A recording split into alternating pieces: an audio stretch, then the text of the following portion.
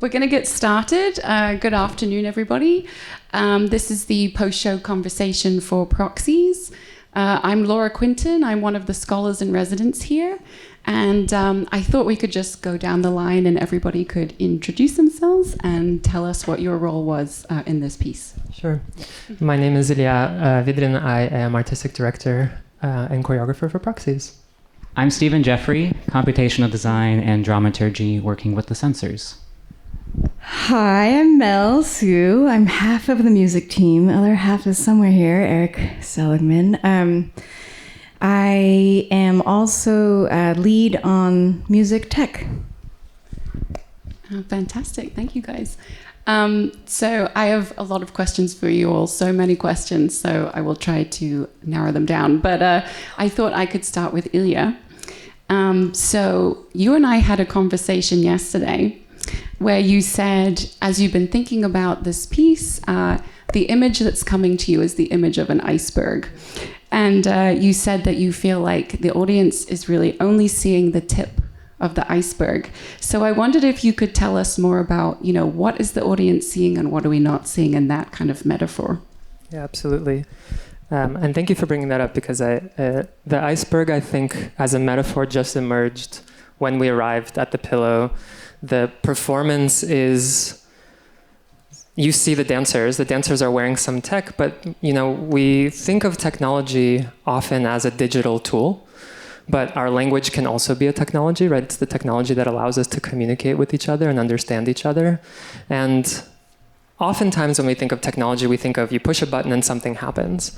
And the sensors aren't functioning as you push a button and something happens. They're functioning in many different ways, including as an accumulator, as a tracker. So Steven here, as dramaturg and computational designer, and Mel sitting up there are tracking data live and manipulating it so that the sound that we hear as performers is not necessarily what we expect. It's within a range, so it is composed, but there is so much more happening under the surface. And I talk about an iceberg because I also think about partnering as an iceberg, right? We get to see the external thing that's happening between the dancers. We see them making eye contact. We see them touching, but there's so much pressure. There's so much emotional expression that we don't get to see. The eye contact and the eye contact or touch is a proxy for care. It's a proxy for attention. And, I think we've all seen performances where we are just blown away and we feel something. And maybe it's the same show, same choreography, even same dancers, and something feels missing, right? Maybe they weren't attending to each other as deeply as we had expected them to, even though the choreography is exactly the same. So I think about an iceberg as we just get to see the tip, and there's so much. I've been also calling it the belly of the beast, and these Mel and Eric and Steven and Peter and Mars and Zoe, Andrew, Riyadh, Brett, the humongous team at the DDT, Alex, Elizabeth, Devon, who are making this possible is just unbelievable. Unbelievable. Terrific, thank you. Can I ask a follow-up too?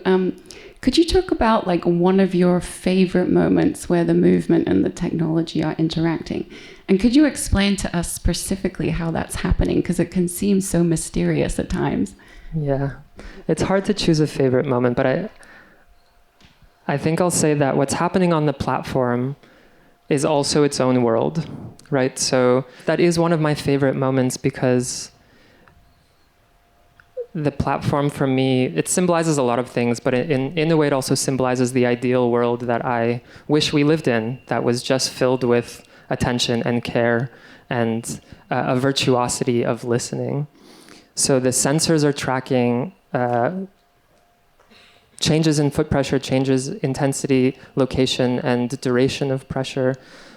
Things that I say to my company all the time: everything you do matters no matter what you do, and let your skin do the work. Because I really think that my favorite interaction between the technology and the dance is the one that is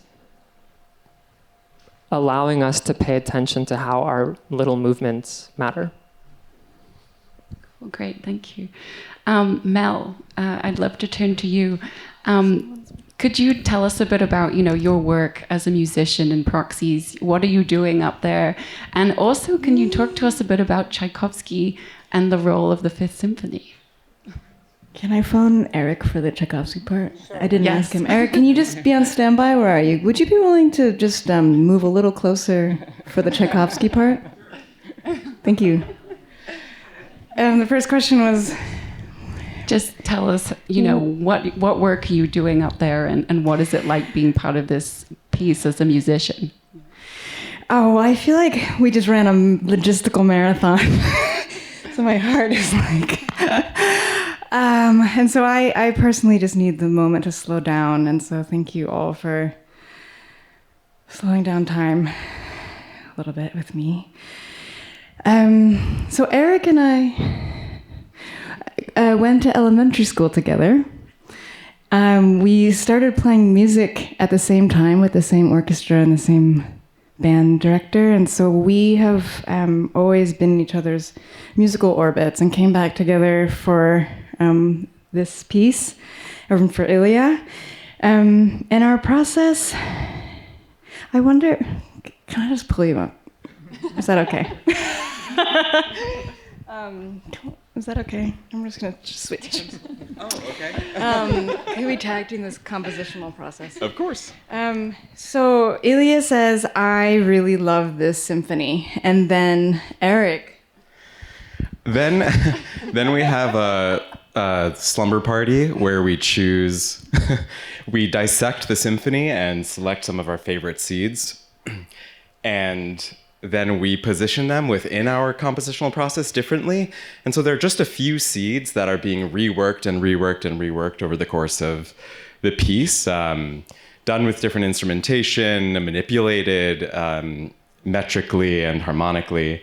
And so it's this very intimate, intentional looping process of looking at each seed from every different angle and trying to build our intimacy with it.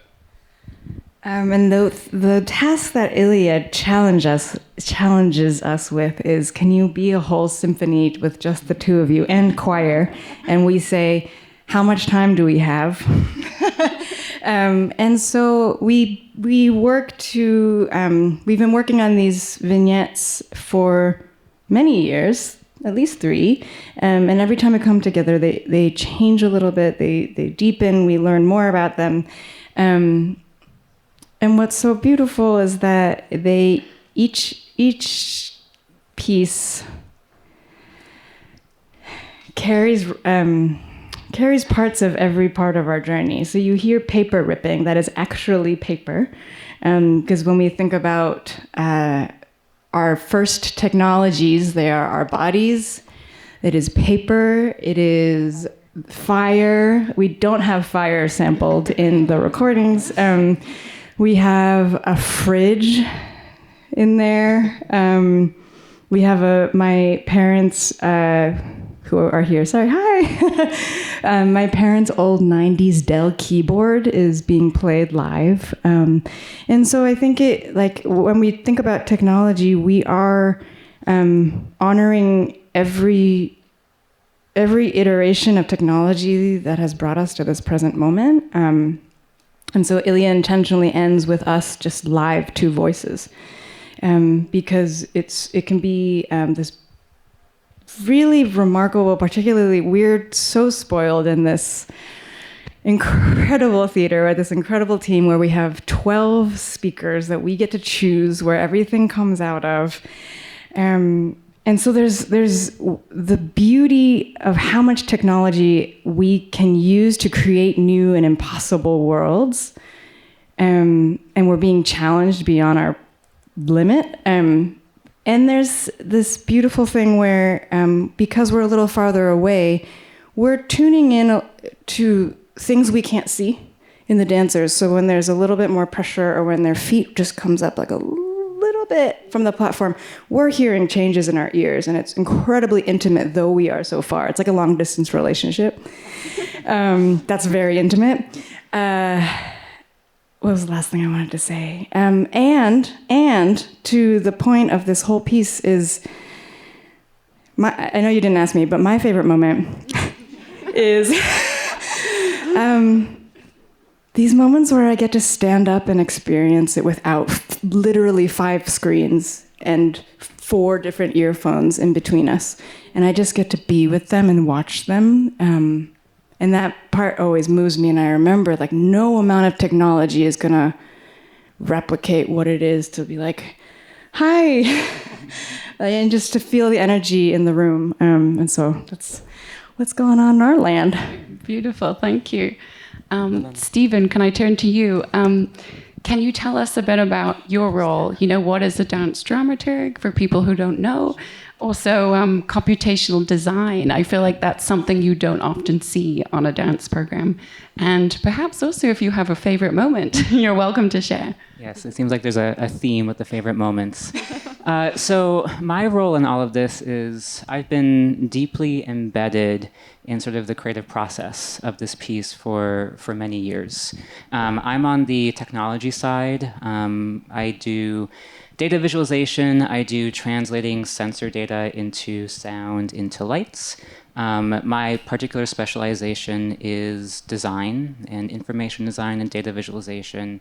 And that sort of domain has been really nicely sort of seated in this work because Ilya and I have had many conversations over the years about ideas around correspondence and what it means to take a signal of data and translate that into a different domain of expressivity. So in the context of this particular work here, right, we're collecting data through these wearable sensors that are capturing changes in pressure over time.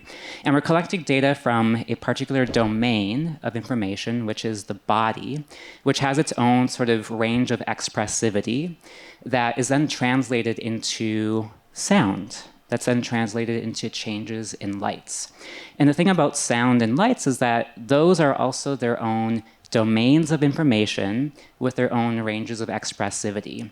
So for example, when a dancer changes pressure in one of their feet, what does it mean to translate that into a meaningful change in lights? And there is no clear, obvious answer to that question. And so a lot of my work in this piece has been thinking through with Ilya, what is sort of the total landscape of possibilities in terms of how we can translate from body into sound and body into lights. And it turns out that there's a ton of interpretation that has to happen with that. So this piece is deeply, deeply interpretive to the same extent that the dancers themselves are interpreting what they're hearing through sound and interpreting what they're seeing in lights and changing something about their performance in response to that. And it's the dancers themselves who are generating the data.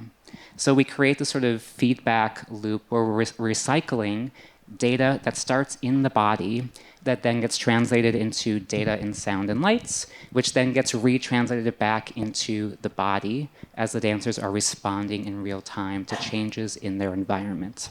So my work in all of this has been sort of thinking through this problem space with Ilya. This has been a long-running problem space of a lot of questions that we've had so many conversations about over the years.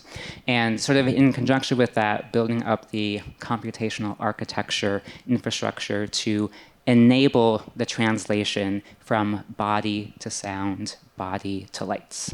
So there's so much that has to happen to make that work on a technical level, but also on an aesthetic level, right? It's not just we want this to work technologically, but we also want to produce a piece that feels aesthetically meaningful. And so I'm sort of often in that back and forth space between technology and aesthetics. To answer your other question real briefly, so, sorry, the pole dancing segment, you may have heard an underwater effect kind of going up and down.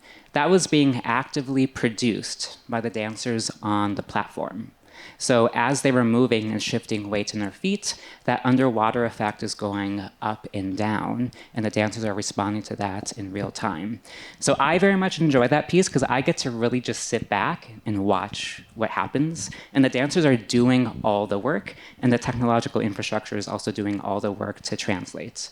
And then right after that, the little duet after that, the lights in these corners, right, the gradual illumination along the edges, that was coming from the changes in hand pressure of the gloves. So you may have noticed that when they were pulling apart from each other or pressing on each other, the lights illuminated along the ways. That was the dancers. And so that was sort of more of a one-to-one correspondence kind of representation of pressure equals change in lights, but we don't use that sort of way of thinking about things throughout the entire performance. Wow, thank you. I feel like that's also like part of the iceberg, the lower part of the iceberg, this huge apparatus, and it moves so smoothly, the audience has no idea really like how complex the kind of lower level of the iceberg is. Another question for you all, and anybody can really answer this. I know the pillow has been super important for the making of Proxies. You all referenced, the long process that has gone into making this work. Can you talk a little bit about, how working at the pillow has influenced how the work is developed, and perhaps even how performing in this specific theater has enabled things for the work? Want to go first? Sure. 2 mics? I want 2 mics. When Pam and I had our first conversation in 2017, I was in the middle of my PhD, and I was studying philosophy of dance, and I knew that no one was going to hire a philosopher of dance if all they did was philosophy of dance. So there's a class at MIT called How to Make Almost Anything, and I had just taken it. I met with Pam, and I think I prattled on about some kind of sensors, and Pam nodded and said, great, I think we need to have you here to figure out what it is that you're doing. And so in 2018, in the former Duke, we had our first exploration of what it meant to put sensors on in dance. And at that point, it wasn't live music, and it wasn't, the data were just one-to-one mapping. When we came back in 2019, we performed on the outdoor stage. So each iteration, 2023, we came back actually with Eric and Mel and Steven when I realized, okay, we need some good music that involves a layer of interpretation, and it has to be dance forward. I didn't want this to be a tech piece. I didn't want this to live in academia, at MIT, at Harvard. Like, it's been amazing receiving all of that support, and the pillow is dance forward. So I wanted it to be a dance piece. So bringing these collaborators together at the pillow felt really important so that it didn't start to float away into just research land of developing technology that then gets lost in the ether. You should go next chronologically. I would say that, the space in which we can rehearse a piece and build a piece affords so much to what's possible in the piece itself. And Ilya and I have had a couple conversations this week about what a privilege it has been to be in this space. Because this piece is deeply complicated. You may not see it, but there's tremendous coordination going on up there. And this week has been really just a trial by fire in many ways to get that coordination working. And this space has enabled that in so many ways that we can't count. And so it's been a real luxury to be able to prepare this piece and premiere this piece in this space in which not only is the pillow dance forward, but the pillow has available these facilities and resources to enable the question of what role does technology play in dance performance? And this piece is, one way of responding to that question and our own kind of interpretation of what that question means in the context of our work.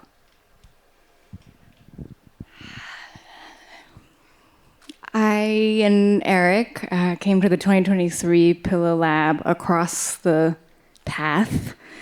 At that time, we started writing this score.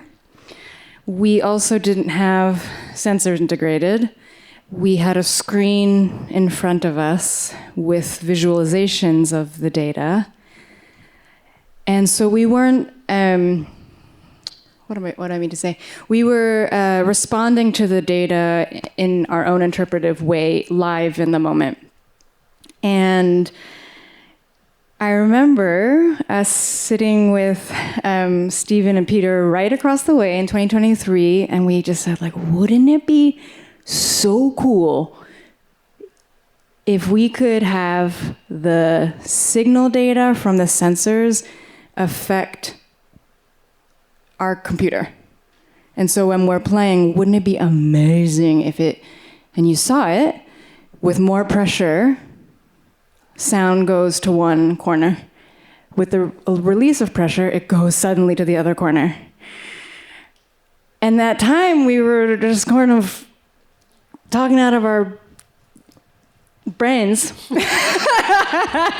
We're being recorded. Talking just pipe dreams. And we are here. We did it after hours and hours and hours and hours and hours of tiny, tiny experiments that failed over and over and over and over again. And so the pillow, I'm feeling quite moved thinking about it. The culture and the value of risk is not to be taken for granted. Without naming names, I've been fired from gigs for not being technically perfect. And so as classically trained musicians, there's a little bit of constant unlearning and healing that we're doing, because we've been taught that unless we're technically perfect, we're not valued.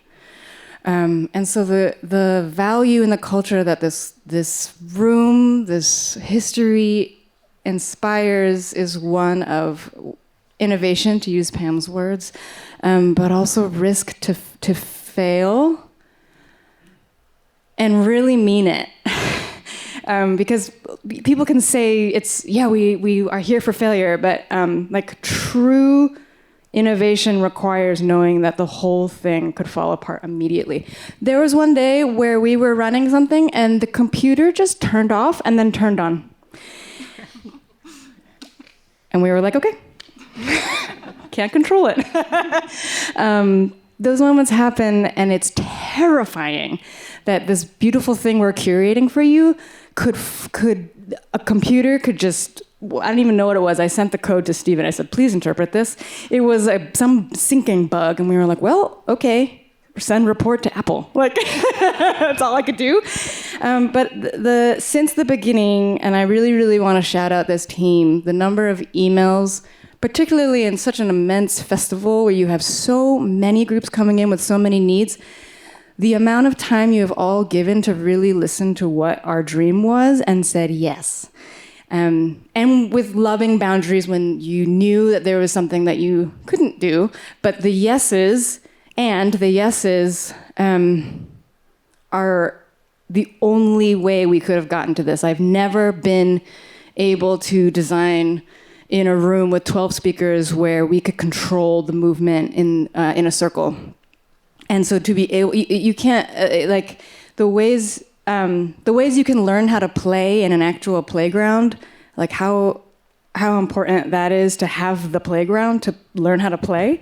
And so it just feels important to shout out the culture of, well, we're going to take big risks because that's the only way we can learn and grow. And so that's a cultural value of this whole campus and history. Fantastic. Thank you so much. We do have, just a couple of minutes for questions from the audience. So if anybody would like to ask. Thank you so much for this amazing piece and this talk back. Really appreciate it. I am curious if there's any video available of what the magical musicians were doing up in the pit, because it sounds like there was a whole three-ring circus going on up there that we all were not witness to. Would love to see that. Forthcoming. We're working on it. We're also working. We're also working on a catalog, because we have documented every failure that we've had, and not just for fun, because we want to help out others who are taking risks too. And some of the risks we took were very timely and costly, and we want to help prevent other people from making costly and timely risks. I also wanted to ask about the choice to kind of obscure the connection between the effect of the sensors on the music and the compositional choices and the music and the live reactions and what we were hearing? So, yeah, I started this working with sensors in 2016, and it took me a couple of years to figure out that it's really cool as a lecture demonstration to say, you do this thing and this thing happens. And as an art piece, once we get the effect, it's like flicking a light switch on and off. You do it once and you're like, wow. And you do it again and you're like, wow. And the third time you're like, got it. Up, light on, down, light off. I don't really need to see it again. But it took me a couple more years to figure out, okay, if it's not a light switch, then what is it? If it's not a button, what is it? It's a controller, it's a tracker. We've had many conversations. That's when Steven was talking about correspondence. When the sensor receives some data, what happens has been our ongoing conversation. And I have felt a lot of, throughout the years, I'll be honest too, that this project has felt daunting because I feel responsible to provide a response to what the relationship between dance and technology is. And I don't know. My take is that technology should return us to our bodies. If technology is taking us out of our bodies, then it's failing us. But we have so much technology that is helping us and taking us out of our bodies. So my take, in a basic way, is how can I make some art that is not just a light switch going up and down? Although light switches are also amazing. If I might add, add to that, there's, to your question, there's a difference between, wearable technology that captures biomechanics versus wearable technology with the intention of what we talk about, which is making the invisible visible. And we have been very deliberate that our goal here is not to capture data in the body such as to be able to reproduce it one-to-one. Instead, we want to use technology as a way of getting the dancers and also the audience to think about this idea that in every small gesture that you make in the body, there's a tremendous amount of stuff that's going on in your body that you might not be aware of. Or in Ilya's work with somatic partnering, when you are interacting with another human body, and there are sort of invisible negotiations happening at a scale that you cannot see. You sort of take for granted that there's not much to that sort of interaction. But we are deeply concerned with the subtlety and nuance of what's not visible beneath the surface. And so that's relevant to this conversation because from the very beginning, our goal has not been let's get the most perfect sensors that can capture the most exact, precise data about what's happening in the body. There's a whole other problem space here, which is, what is and is not captured by technology, because these gloves and insoles are fallible. They are not perfect. They fail often. When they work, they do incredible things, and they really are able to point attention back to some of those sort of invisible negotiations. But as Ilya said, at the end of the day, we want the sensors at a very base level to serve as like a priming device to get you to point attention back to, hey, what's going on in my own body? And maybe you walk away thinking about that question a little bit more than you usually do after seeing this performance. That's the hope, at least. Great, thank you. I think we have time for one more question, and I know there was one back here. Yeah. There's existing lighting software. There's musical instrument, digital interface, MIDI music. And I'm wondering did you have to write your own software, or did you were you able to channel some of the sensors into that existing software? Custom software to do all the translation. There's an enormous amount of computational coordination that has to happen to get all the different systems to talk to each other. Also, sort of engineering the translation layer of, okay, we're taking in arbitrary pressure data that then has to be mapped into some sort of meaningful metric that then needs to be translated into something that is meaningful in the context of sound and lights. So I'm really focused on the computational software side of things. Peter Martell is the one who's been working heavily on the hardware infrastructure. So all of these transmitters you see around the stage, those were built. Peter built them here. These black antennas. They're not store-bought. They were built here. They're PVC pipes spray painted at like 2 o'clock in the morning. 4 a.m. 4 a.m. through 5 days in a row. Wherever Peter is, he's amazing. It's yeah. So the intermediate layer of doing the translation is entirely custom built, and that's been a part of the creative process all along as well. Great. Thank you all so much. Unfortunately, we're at time, but thank you for your incredible work and for your insights. And thank you all for staying for the conversation. And we hope to see you again soon. Thank you.